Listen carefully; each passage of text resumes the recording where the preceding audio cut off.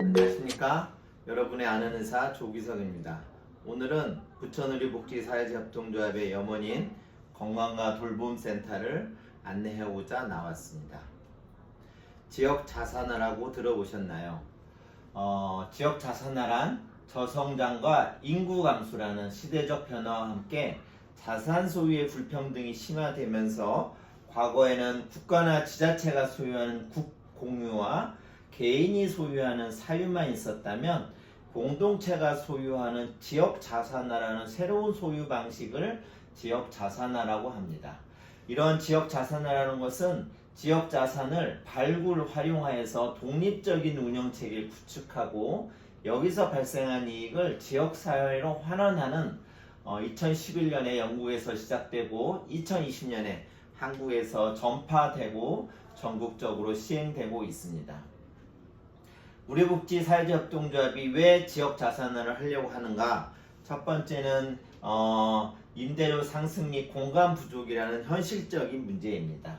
두 번째는 우리가 하려고 하는 인간적인 의료, 신뢰받는 의료, 서로 돌보는 의료를 초고령화 사회에 할 수 위한 방법입니다. 시민의원이 있고 건강센터가 있고 돌봄센터가 있고 요양병원까지 같이 하는 지역사회 통합돌봄의 공간을 만들기 위해서 건강화 돌봄센터를 기획하였습니다. 우리가 의료복지사회협동조합이 하는 지역자산화의 장점은 뭘까요? 우리 의료복지사회협동조합은 비영리 사회적협동조합이기 때문에 지역사회에 환원하는 사회적 가치를 실현하는 안정적인 구조를 가지고 있습니다. 두 번째는 누구나 조합원이 될 수 있기 때문에 공동 소유하고 공동 운영하는 게 적합한 구조입니다. 세 번째는 초고령화 시대에 할 수 있는 케어 안심 마을을 실현할 수 있는 우리의 장점이 있는 겁니다. 우리가 기획하고 있는 돌봄센터의 건강한 돌봄센터의 가안은 이 기존의 부천 시민의원을 유지하고 3개의 층은 요양병원으로 하고 한 층은 돌봄센터, 한 층은 조합원 건강센터, 그리고 8층, 9층, 그 다음에 1층 정도는 임대를 내서 수익을 창출하고자 합니다. 우리는 왜 요양병원을 지역자산화로 만들려고 하는가? 첫 번째는 초고령화 시대에 나와 가족의 존중받는 돌봄을 위해서 우리가 가장 잘할 수 있는 일을 하고자 하는 겁니다. 요즘에 돌봄과 요양의 형태를 보시면 가족 간병인 10명 중 3명이 간병이 어려워서 환자를 죽이거나 동반 자살을 생각한 적이 있다라는 안타까운 현실입니다. 결국은 이런 기사들이 간간히 나오고 있었습니다. 또 하나는 요양병원에 입원했을 때 보호자 간병비가 부담되기 때문에 요양병원에서는 서로 경쟁해서 간병비를 할인해주고 있습니다. 간병비를 할인해주면 결국은 최소한의 인력을 써야 되는 거고 최소한의 인력은 과도한 업무를 하게 되고 그걸로 인해서 그 피해는 환자한테 가는 것이죠. 환자한테 항정신성, 안정제 등의 약물을 오남용하게 돼서 화학적 구속을 하게 되는 안타까운 현실이 발생하고 있습니다. 우리는 어떻게 운영하려고 하는가? 첫 번째는 간병의 질을 올리고 경제적 부담을 낮추려고 합니다. 총 80병상 20개의 병실 중 4-5개의 병실을 품앗이 간병병실로 운영해서 이 품앗이 간병병실에는 낮 시간에 조합원이 자원봉사로 이용한 간병을 만들려고 합니다. 그래서 조합원은 자원봉사 시간을 적립해서 본인이나 본인의 지인이 간병을 대체할 수 있게 하려고 합니다. 이렇게 하면 조합원의 자원봉사로 질은 올라갈 것이고 경제적 부담은 낮춰질 것입니다. 또 하나는 요양병원에 입원한 중증 환자 치료의 질을 높이고 안전한 병원을 만들고자 합니다. 20년 대학병원에 치료 경험이 있는 제가 최선을 다해서 치료하고자 합니다. 또 하나는 경영의 투명성입니다. 우리 의료복지사회협동조합이 갖고 있는 비영리적인 성격, 이윤을 개인한테 배당하지 않고 지역사회에 환원하고 모든 수익과 지출은 투명하게 공개하며 조합원들의 운영하는 병원을 만들고 의료복지사회협동조합 10년 동안 수많은 건강 프로그램을 이용했었는데 그러한 건강 프로그램을 환자를 이용해서 환자한테 적용을 할 수 있을 거라 생각합니다. 우리가 예측하는 80병상의 요양병원의 1년간 손익분기점을 분석해 본 결과 가동병상 수가 개원 시에 20병상에서 1년째 될 때 80병상으로 예측을 하게 되고 정액수가이기 때문에 한 분당 환자 한 분당 270만 원을 계산한다면 이것이 풀베드로 됐을 때 2억 8,800만 원 정도가 됩니다.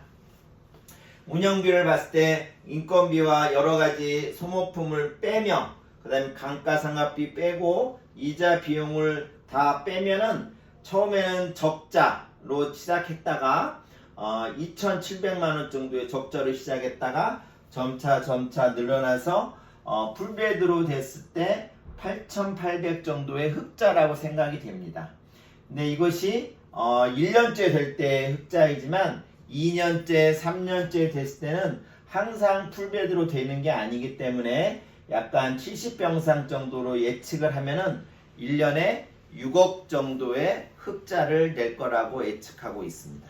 요양병원을 짓는 건립 소요 예산 및 조달 방안입니다.